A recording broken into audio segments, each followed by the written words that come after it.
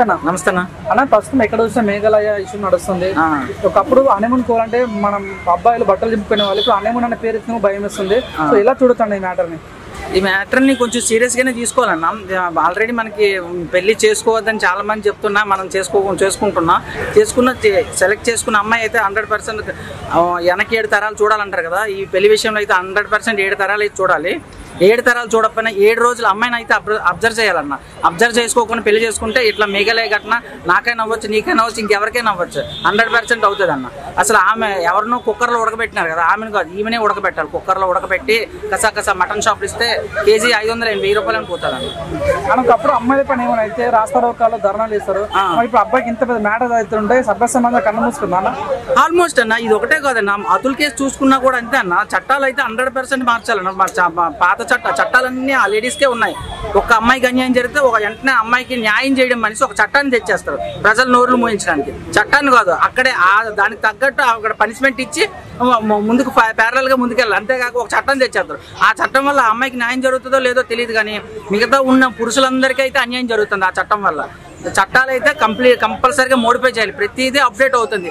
మనం ఇందులో ఒక యాప్ ఇన్స్టాల్ చేసినామంటే యాప్ని అప్డేట్ చేయమని 1 మంత్కో 2 మంత్స్కో అడుగుతాడు. అట్లాగే చట్టాలు కూడా అప్డేట్ చేస్తూ ఉండాలి. అప్పుడే మనకి పురుషులకైతే న్యాయం జరుగుతుంది. పురుషులు కాదు, మినిమం మనం ఎవరినైనా పెళ్లి చేసుకోవాలంటే ఇంకా ఉడుకు పుడుతుంది. ఇలాంటివి ఇన్సిడెంట్ చూస్తుంది. పెళ్లి అయిన 12 రోజులకే చంపడం ఇంటి మొగుడిని అసలు చేసుకోకుండా ఉండొచ్చు కదా, ఇంటి నుండి పారిపోవచ్చు కదా.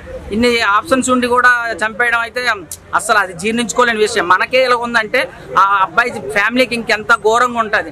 ఏంతో ఇంకా అబ్బాయి ఫ్యామిలీ ఇంకా అమ్మాయి మీద పాజిటివ్గా ఉన్నారు, పాజిటివ్ ఒపీనియన్లో ఉన్నారు. మా కోడలు ఇలాంటి పిల్ల కాదు అని అంటున్నారు. ఇంకా ఎక్కడున్నామమ్మా, కొంచెం సొసైటీలోకి వచ్చి చూడమ్మా సొసైటీని ఎట్లా తిరుగుతున్నారు అమ్మాయిని.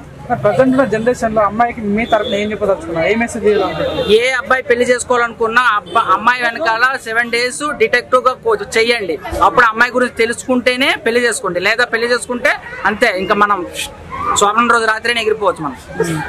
కొంతమంది అంటారు లైఫ్ లో ఇట్లా జరగకూడదు అంటే, లైఫ్ లో సింగిల్ ఉన్నా పర్లేదు కానీ ఇట్లా పెళ్లి చేసుకోవద్దని అంటారు. దాన్ని చేంజ్ 100% బెటర్ అంటారు. 1000% సింగిల్ గా ఉండే బెటర్ అన్న. ఇప్పుడు మనం పెళ్లి చేసుకుని మనం బయటికి జాబ్ పోయే దేనికి పోతాము? వాళ్ళని మన ఫ్యామిలీని మన పిల్లల్ని పెంచడానికే కదా పోతాం. ఆమె ఆ ఒపీనియన్ ఉండదు. నా మూడు ఆచిపీసి పోయాడు, నేను ఇంకా లఫ్ లా అంటారు. అస్సలు అయితే సింగిల్ ఉండిపోయినా పర్వాలేదు, కానీ పెళ్లి అయితే మాత్రం చేసుకోకూడదు. ఎలాంటి వాళ్ళు ఉంటే మాత్రం 7 తరాలు చూడడం కాదు, 70 తరాలు చూసినా పెళ్లి చేసుకోకూడదు. అంటే మరోవైపు నడుస్తున్న కాంట్రవర్సీ అంటే ఇట్లా అరేంజ్మెంట్ చేసుకోవడం వల్ల ఇటువంటి ఎక్కువ హత్యాలు జరుగుతున్నాయి, లవ్ మ్యారేజ్ చేసుకుంటే ఇట్లాంటి జరగవని అంటారు. నిజంగా మీకు చెప్పండి, లవ్ మ్యారేజ్ బెటరా లేదా అరేంజ్ మ్యారేజ్ బెటరా? 2 కరెక్ట్ కాదన్న, 2 రైట్ అన్న. ఇందులో క్వశ్చన్కే ఆన్సర్ లేదు. అమ్మాయిని చెక్ చేసి చేసుకోవాలి ఇప్పుడున్న రోజుల్లో. ఎందుకంటే చట్టాలు ప్రతిదీ అమ్మాయికే అనుకోకున్నాయి. ఆ అమ్మాయి ఇటువైపు నుండి టికెట్లు బుక్ చేసింది, ఇంటి నుండి 30-40 లక్షలు పట్టుకుని వెళ్తుందంటే అక్కడ పేరెంట్స్ అడగలేదు, అత్తమామలు అడగలేదు. అంటే ఆ అమ్మాయికి ఫుల్ ఫ్రీడమ్ ఇచ్చేసినారు ఆల్రెడీ. ఇంక ఇచ్చేసిన తర్వాత మనం మొత్తం కీ ఇచ్చేసిన తర్వాత ఇంకా మనం ఏం చేయలేమన్నా. ఓకే, థ్యాంక్ యూ అన్న.